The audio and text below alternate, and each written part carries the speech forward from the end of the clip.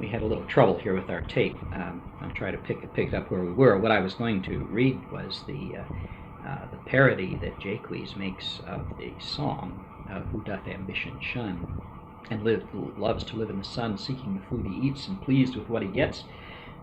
Come hither, come hither, come hither. Here shall he see no enemy but winter and rough weather." And Jaques says, "I'll give you a verse to this note that I made yesterday. In despite of my invention, he has made up his own version of this song, and now he's going to sing it for them." He says, "In despite of my own invention, that is, without using his imagination at all, he's made this up." And he says, "Thus it goes. If it do come to pass that any man turn ass, leaving his wealth and ease, a stubborn will to please, duck dommy, duck dommy, duck dommy, here shall he see gross fools as he, and if he will come to me." We were saying that Shakespeare makes fun of poetry. This is that's after the beautiful, graceful song, we get a very, very rough song. He's deliberately doing that, you know. He makes fun of himself. Yeah. Shakespeare does that all the time. Some of the most brilliant speeches in Shakespeare are speeches against poetry. The Duke in Midsummer Night's Dream has one of the most famous speeches in Shakespeare is about the one that compares the lover, the lunatic, and the poet are of imagination all compact. He equates the lunatic and the poet and the lover, who don't really see the real world. It's a classic statement of what's wrong with poetry. The old, what's his name? The mythical Theseus, Duke Theseus, makes this speech at the end. In a way, it's of a the recapitulation of the Platonic criticism, the Socratic criticism in the Republic. Exactly. Ban the poets it's because it's all imagination. lies. It's not true. It's not true. And the whole of this, what these lovers told about their adventures in the forest, comes right at the end of the Midsummer Night's Dream, after the dream is over. And the lovers have told their strange story, and they have heard it, and the Duke says, he says, "I don't pay any attention to these old stories." He says, "My gosh, they just made that all up." That's what he says, roughly. And then he proceeds to ridicule poetry. Here is Duke Theseus, who is an antique fable, and he condemns. He says, "I can't believe these antique fables." He says he puts that in the mouth of Theseus, who is a walking antique fable there. In fact, a funny thing about that word is, as Shakespeare pronounced it, apparently from the scansion of the verse, he pronounced it antic.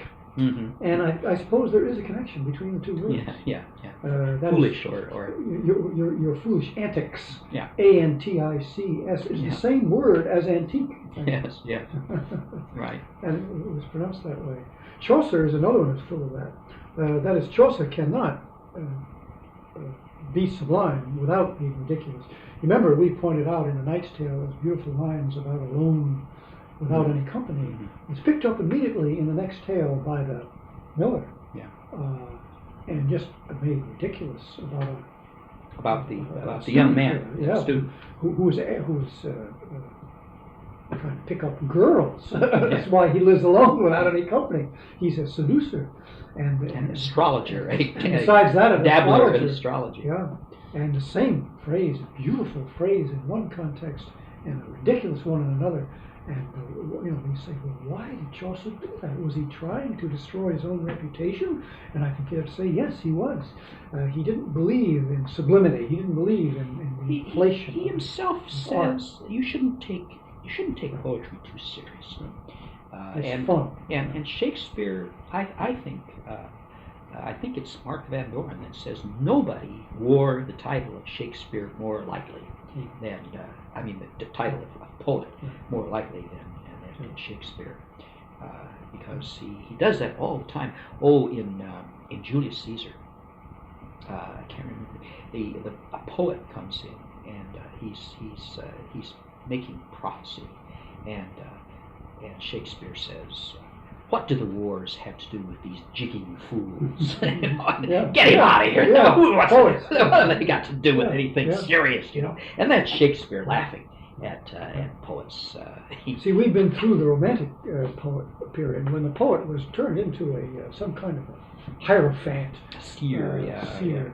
Wordsworth is a good man, and himself a humble man, at any rate a quiet man. But he exalts the poet. It's always spelt with a capital P. Oh, thou poet, thou sage. Thou seer, yes, seer is the word he uses. Oh, yeah. And, of course, others, like Byron and Shelley, exaggerated it to a point. It's ridiculous. Yes. But we haven't got over that. And again, I think we can, Goethe was full of that. I always remember the story that they told about the modern naturalist playwright, Gerhard Hauptmann, who was very famous some years ago, not so much now. But Hauptmann let his hair grow long. He had snow white hair, and he dressed with a sort of kind of poetic costume, imitating Goethe. That is, when Hauptmann got famous, he had what they call a Goethe complex. I think it's a defined psychological problem among Germans. And there's a story that he was walking in the park one day, and a policeman came to him and said, "Can't you read?" Hauptmann said, "Can't I read?" Well, the cop said, "It says keep off the grass." And Hauptmann said, "Can't I read? Do you know who I am?" And the cop said, "Yes, you're Goethe, but get off the grass anyway." and that idea of the poet, there are millions of anecdotes about the great poet. Goethe had it. Oh yes, absolutely. Not only poets, artists. Yes.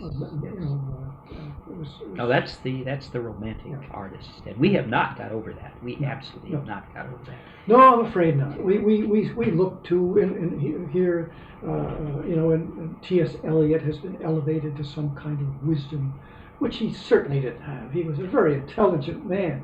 But even now, we get the lowest kind of people who get credentials as being artists who are really just pornographers. You mean the hippies? And not even talented Henry pornographers. Miller, Henry Miller. And they are exalted, as being great men. No, I can remember being just astonished when a student talked to me. This was some years ago now, during the 60s, I think, talking about this great genius, this seer, this prophet, Henry Miller.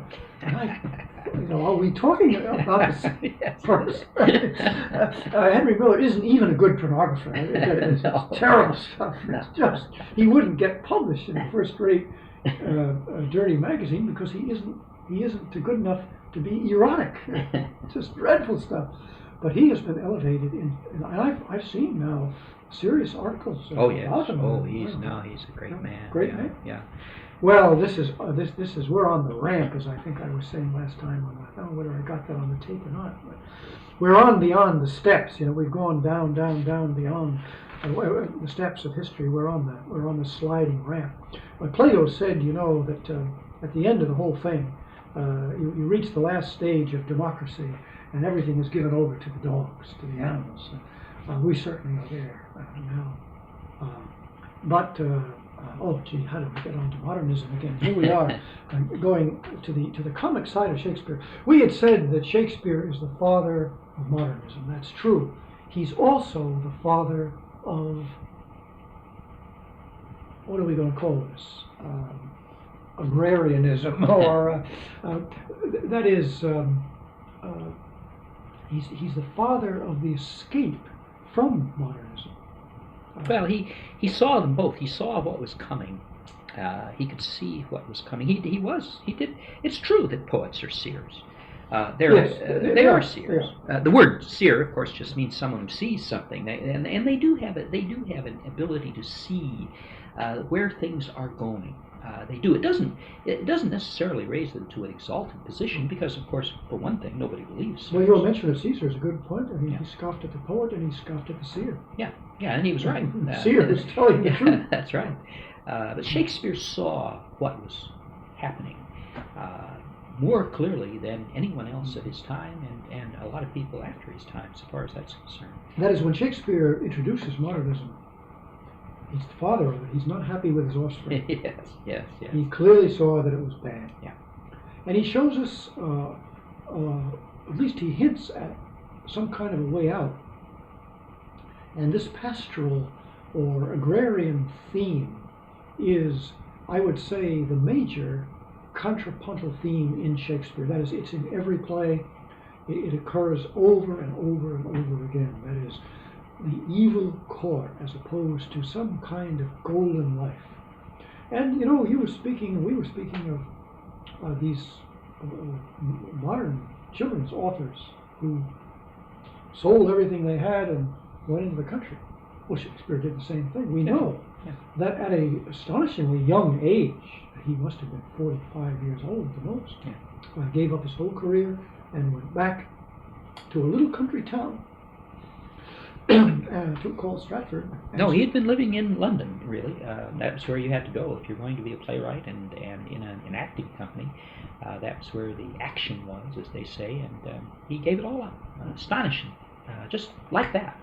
And it's always been one of the greatest mysteries of Shakespeare. Why did he do that? He was, that last play, The Tempest, has some of the most astonishing poetry in it. He certainly didn't quit because he had nothing more to say, that he wasn't good. He quit at his best. No, he was He was not a has-been. No, he hadn't run out of gas. Some of the greatest stuff that he ever wrote was right there. He was at the height of his career. Well, maybe that word I was groping for isn't agrarianism or the pastoral, but rather renunciation. It is a theme, and it occurs not only in Shakespeare but in many poets. It's always astonishing to me how these French tragedians, Racine, Corneille, did the same thing. At the height of their career, they quit. One of them went into a monastery. Forget the other one did, but they renounced their courtly victories. I won't say it was a common thing, but it was a theme. The Emperor Charles V of Spain went into a monastery. Great men, and at a moment of their lives, they threw it all up. St. Ignatius Loyola, I guess, is the most famous of them all. A soldier threw the whole thing over and went into the religious life. Shakespeare doesn't go into the religious life, but he goes into the country life, which is a secular version of it. Sure. Yeah, well, in this very play, at the end of the play, Oliver becomes he joins the hermit. He renounces his throne, his dukedom, and the same thing happens to Jaques. Jaques decides to stay there in the forest. He's converted to the forest. Now he's a man who has contempt. Well, we'll have to talk a little bit about Jaques. Yeah, he has contempt for all of this. He thinks, as the poem, he is a courtier, but an honest courtier. That is a man who sees the folly of it. Oh yes, he does. But then he thinks the country life is folly too. Everything is folly. He's a cynic. He's a cynic. The Duke says at one point, someone says, my lord, the Duke says, where is he? Where is Jaques? He says, my lord, he is but even now gone hence. Here he was merry, hearing of a song. And the Duke says, if he, compact of jars, grow musical, we shall have shortly discord in spheres. Go seek him. He says, if he turns to harmony, he says, then the whole world is going to turn to disharmony. We don't want him in heaven. No. He is converted. Yeah, but that's at the end. At the end, by gosh, he is converted. He renounces his cynicism.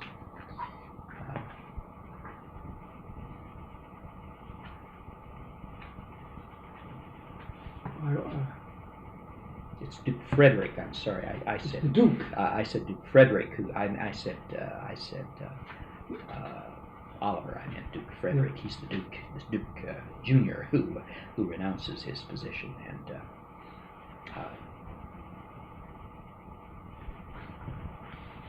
The Duke hath put on a religious life. Yeah, takes on religious life. That's his corrupt brother. Right, Yes. his corrupt brother. Exactly.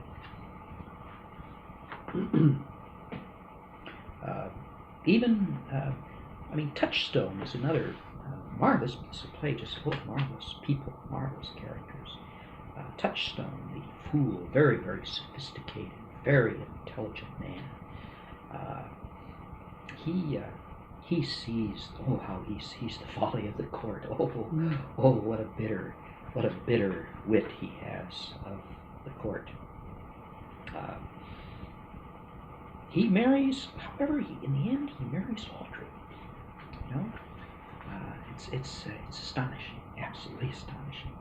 He makes up his mind to do it. Yes, he makes up his mind to do it. Finally, at the end, he becomes the husband of a slovenly shepherdess. Yes. Whatever she is. Not a wench. Not a beautiful shepherdess. Oh. Not at all. You have to think there is a kind of sense of humor in that very act. That he's.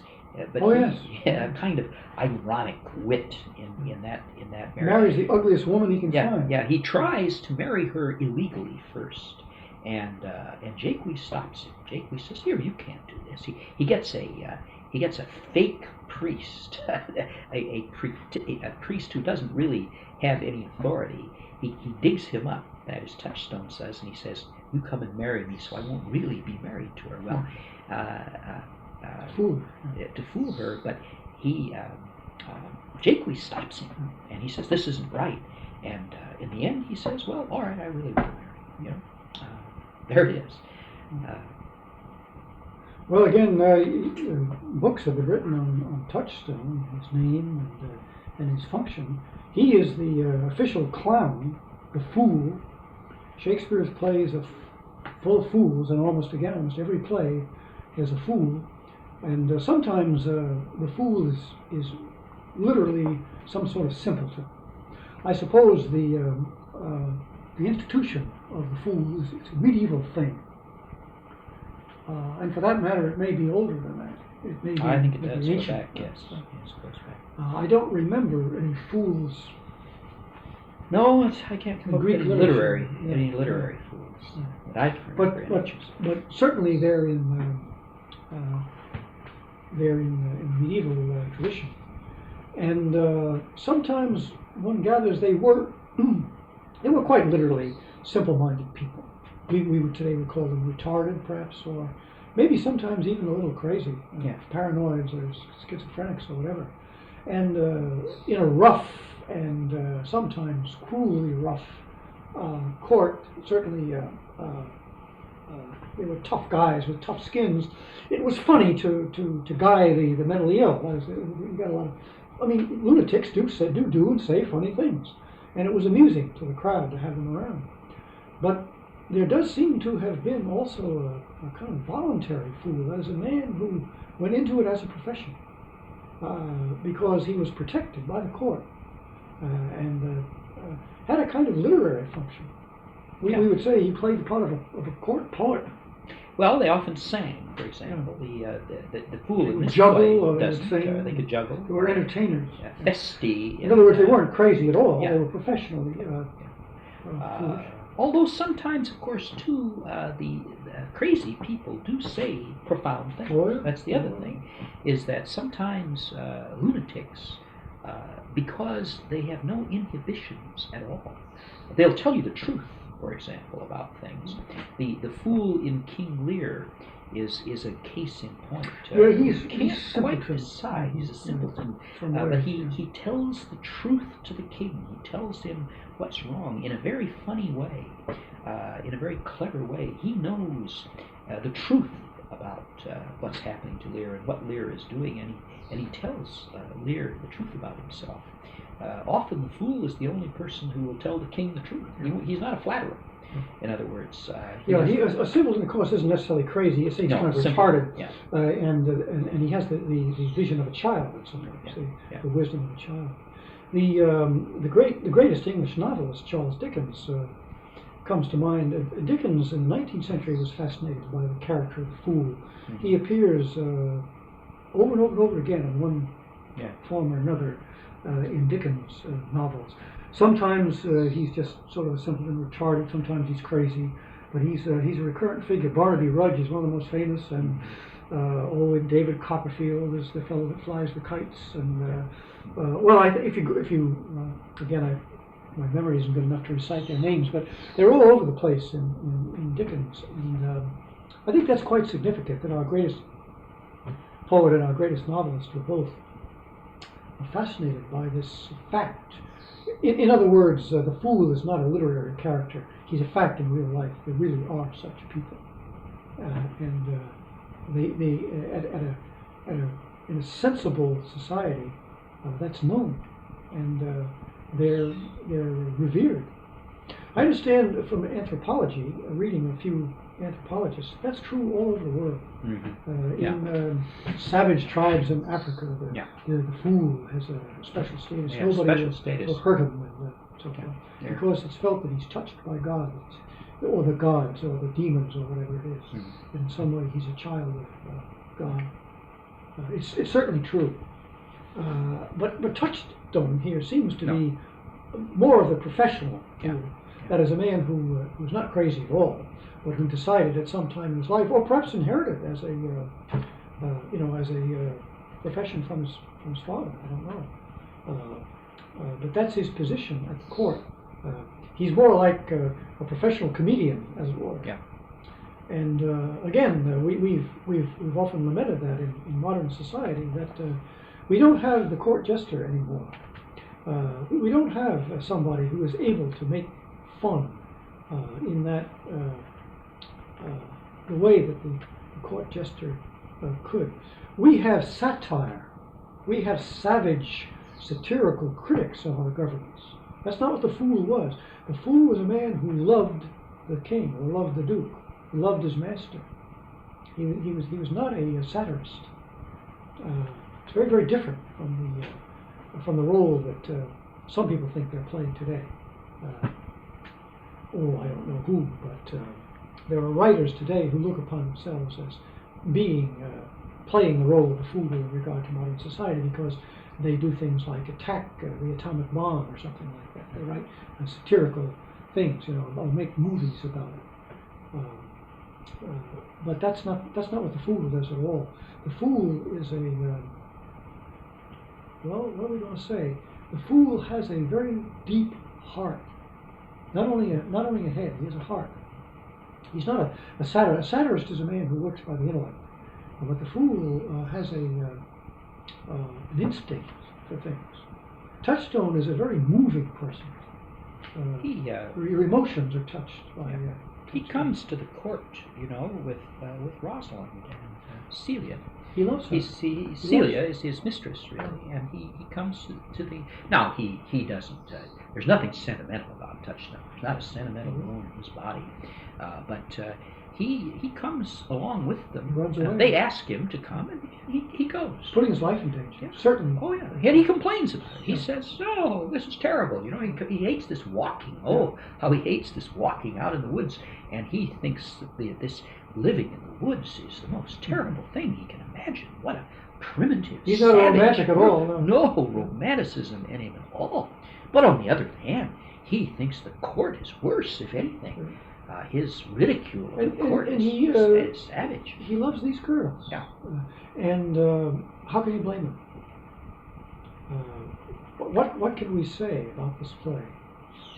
Finally, we talked about Jaques and we talked about the Duke, but these girls, especially Rosalind, Celia too, really, they are the closest thing to the angels we're ever going to find.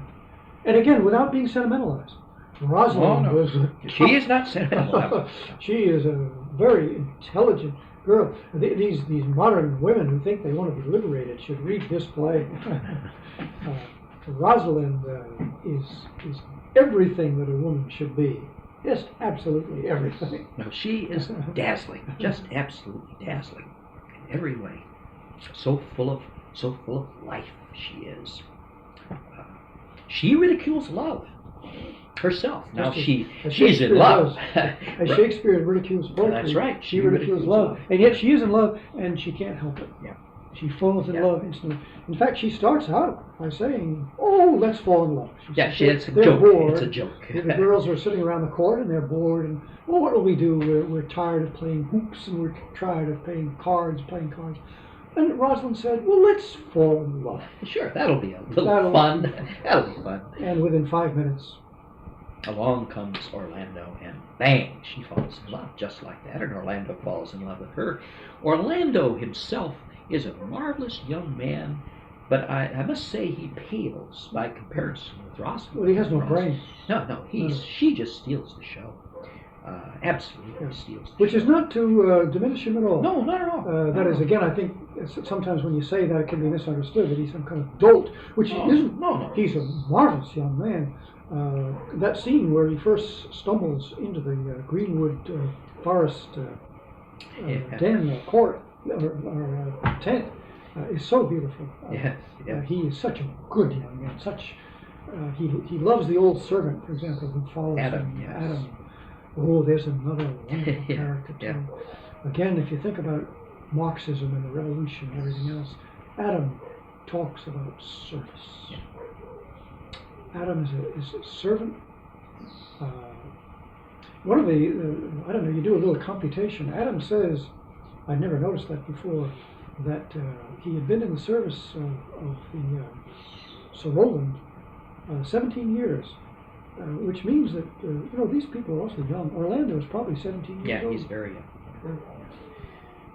And Adam was assigned to him as his servant. Adam was a grown man, and Orlando was born, and there he was. He's been with him all his life, and not only doesn't he leave him when he's thrown into exile, but he gives him his life savings. Gives him all of his money, yes, which is nothing. Just Gives him his unbelievable, life savings. that devotion that he has. And he I can't put my finger on it now, but he has a speech about service. Yeah. Must be early on. Early on, yeah. But again, it's a minor element. But one of the this is a play about the corruption of the court, and it's a play about the opposite of corruption. That is of goodness, of deep, essential goodness. And that goodness is in Orlando, as the wickedness is in his brother, Oliver. Yeah. And that goodness is in Rosalind and in Celia. Or is it Cecilia? Celia. Same idea. And the goodness, and the goodness is in Adam, the servant, and it's in the Duke. It's in Amiens, the singer of those songs. And it's in the clown, and it's even in Jaques. Yeah, well, it's even in the usurper. Finally, Even in him. Right. You can see it all the time. What he envies in his brother is his goodness. Yes. I mean, his in the old Duke is his goodness, and that's exactly what Oliver envies in his brother is his goodness. Yes. He can't abide the fact that he is a noble young man. He says it. He says it. Oh, right. He says, I hate him. Yeah. Because everybody loves him, and everybody loves him because he's lovable. Yes. He knows perfectly well, and nobody loves him, and the reason they're afraid of him, he has to live by fear. Shakespeare had read Machiavelli. He had read Machiavelli, and he realized how true what Machiavelli had said is that the prince lives by inspiring fear in people. And his bad characters do that all the time. No, he says that line that you're looking for. Orlando says at the end of Act 2, Scene 3. He says, "Oh, it's Orlando who says, 'Oh, good old man, how well in thee appears the constant service of the antique world, when service sweat for duty, not for need. Thou art not for the fashion of these times, where none will sweat but for promotion, and having that, do choke their service up, even with the having. It is not so with thee, but, poor old man, thou prunest a rotten tree that cannot so much as blossom yield in lieu of all thy pains and husbandry. But come thy ways, we'll go along together, or ere we have thy youthful wages spent, we'll light upon some settled low content. We'll find some contentment in a little lower stage. He's the reverse of ambition. He says, well, he tries to buy a little shepherd's cottage. Yeah. That's what he does. He goes to the edge of the woods, not knowing that the Duke is there, and buys. Is it Coram's College? Isn't that College? No? That's or is that Rosalind? That's Rosalind. Well, she buys it, but I think Yeah. he bid on it first. Yeah. That's how she finds out about him and so forth. That is what he intended to do, was buy a little cottage and live there. And then he gets lost in the woods and he stumbles on the Duke. But yes, that's what we're going to do. We're going to settle for less. For low content. Yeah, Low content. What a beautiful speech that is about service, and what a condemnation that is to the life of the court, and again, a fortiori to the life we lead today. That is, all you have to do again is read the newspapers or listen to the radio or the television, and what do you hear? It's swept over the world. I must say, it seems even about to conquer communism itself. That is, Gorbachev has bought it. That is the profit motive.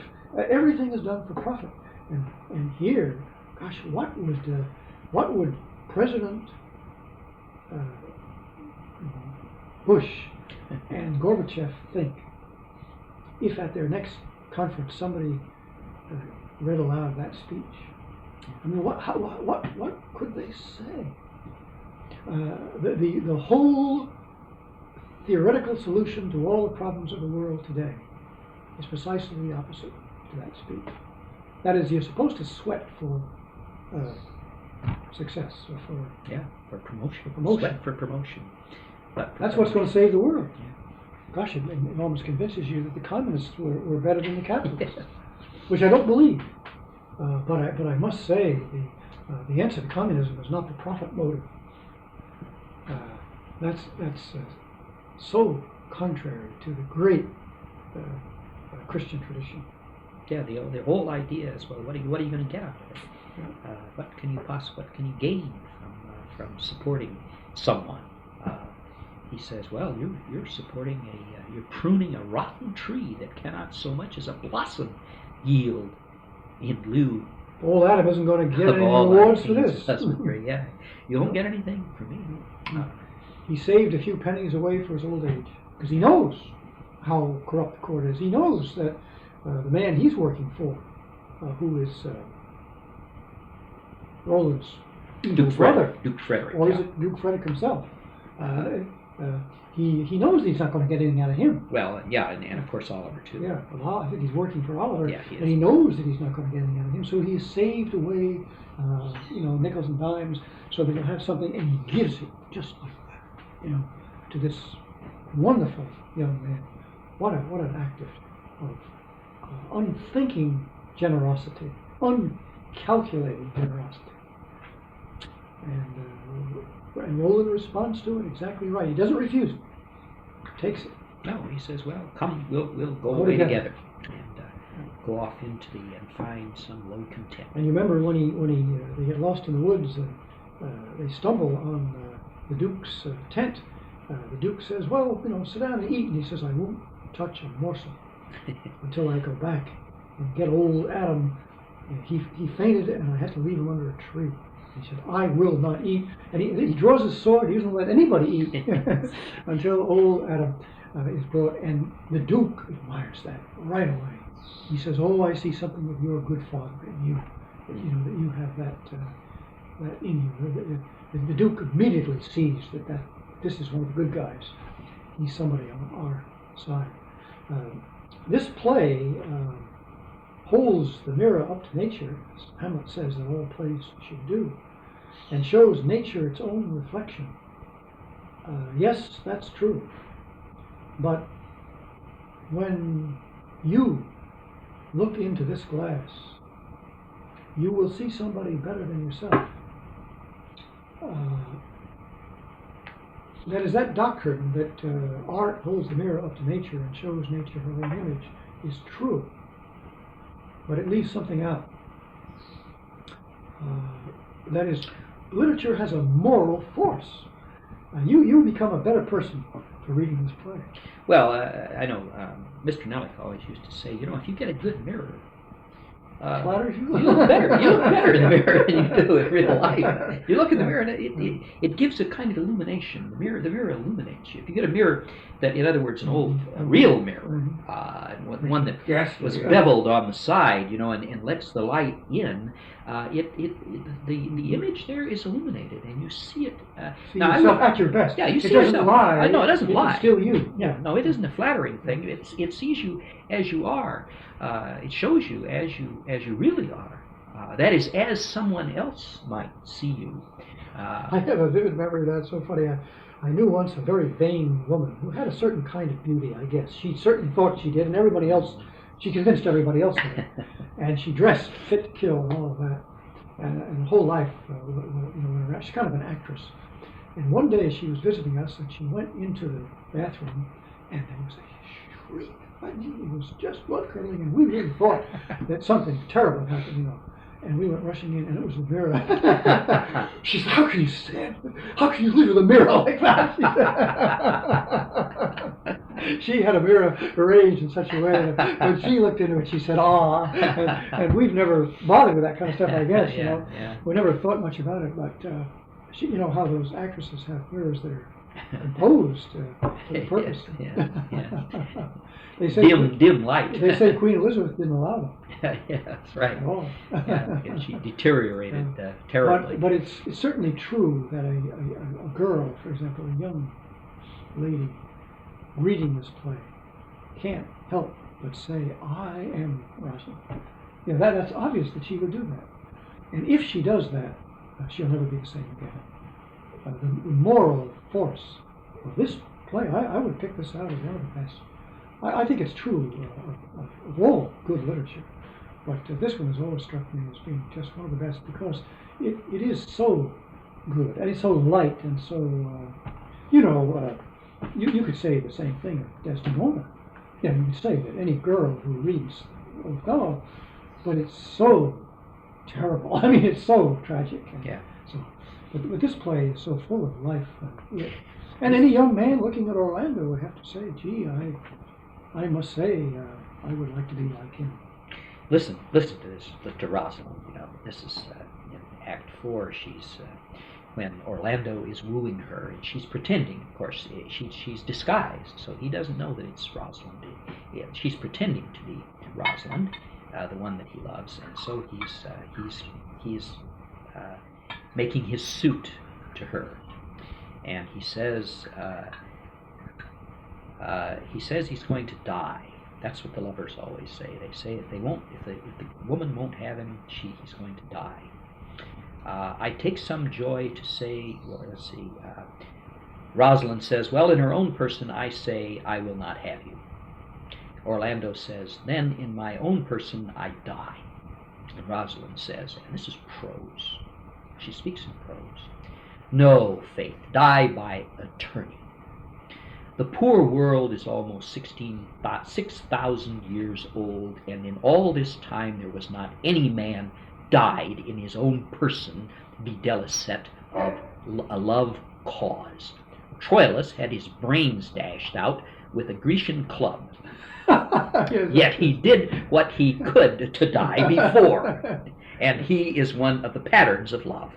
Leander, he would have died many a fair year, though Hero had turned nun, if it had not been for a hot midsummer night." She says that's why he went swimming. Yeah, she says, yeah. "For good youth he went but forth to wash him in the Hellespont, and being taken with the cramp was drowned." and the foolish chroniclers of that age found it was Hero of Sestos. But these are all lies. Men have died from time to time, and worms have eaten them, but not for love. Yeah. Now that is a marvelous speech.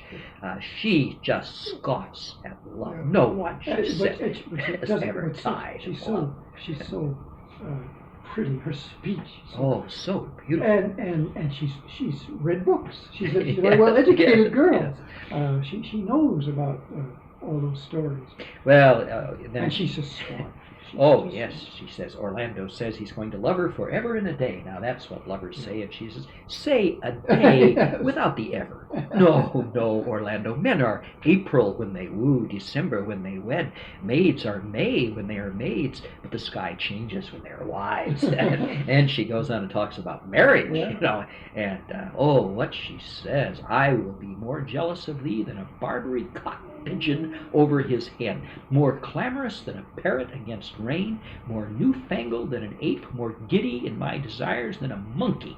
I will weep for nothing like Diana in the fountain, and I will do that when you are disposed to be merry. I will laugh like a hyena, and that when thou art inclined to sleep.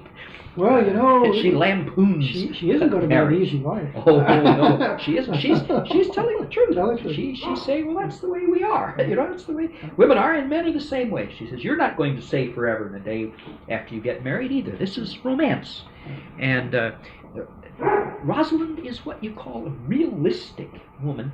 Well, but that's true. That's characteristic. Women, in fact, are. It's the man who says, I'm going to die. He's the romantic. He's the romantic.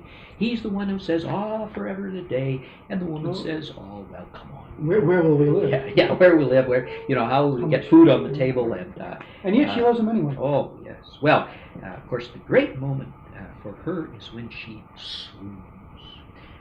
She's got this pretense, of course, that she's putting on, and they bring her the bloody napkin with his blood on it. They say he's been attacked by a bear, and she just faints dead away.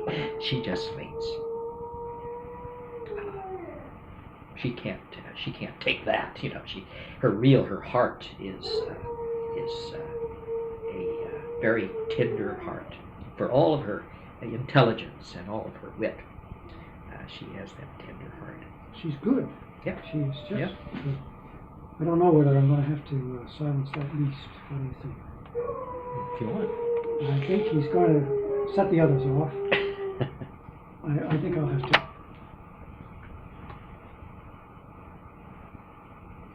The Shakespeare subjects the pastoral life to every possible criticism in this play, and all those good things, that is love and marriage and the simple life.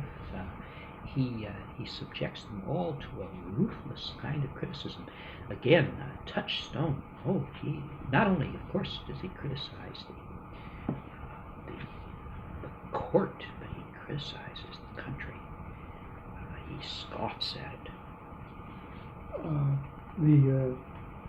The subplot of the shepherds is hilarious and devastating. Really, that is, these shepherds are not your parody that is always attributed to Marie Antoinette. Let's say that is a kind of.